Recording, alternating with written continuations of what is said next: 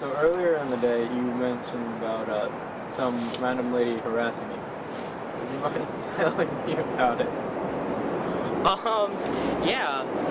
So I get on the train, and the train goes a couple stops, and I notice this man keeps staring at me. He looks about my age. And then he comes over, and then we start talking. But he gave me his number. I was like really surprised, because I'm usually like, I look like a potato sometimes. So some random guy just gave you his number? Yeah, I didn't mind. I was just like, sure, give it on up. So after he gets off at the next stop, this homeless woman is like looking at me, and she's like staring at me like this death stare. So I'm like, whatever, I'll just go back to listening to my music. And then she walks over to me, and she's like, is anybody sitting next to you? Now, there's not that many people on the train, and she was sitting by herself.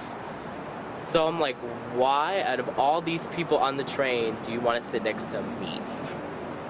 I'm like, okay. I was like, no one's sitting next to me. She smelled just, ugh, like just awful. It was just, she had smelled like she used the bathroom on herself 6 times before she came to me. Okay. And, do you remember that worm from SpongeBob? The one who was just like, chocolate, I always hated it. That one, that's what she looked like. She looked like that worm from SpongeBob.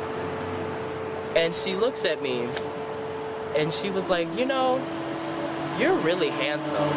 And in my head, I'm just like, 2 compliments in one day? Just like, best day ever. And then she drops the ball. She's just like, you know, for a gay. I'm like, whoa. I was just like, damn. It's like, there it is. That compliment's gotta come with a catch. So it kind of took me by surprise. I'm like, okay. She's like, yeah, you know, you don't really look like one of those gays. You know, they're usually like dressed really stylish. And I'm like, oh, great. So I guess I just walked out the house looking like shit. I mean, I thought I looked nice, but apparently I wasn't good enough to look gay. So she was like judging a book by its cover? Pretty much. She just had this really stereotypical like idea of what like gay people should look like.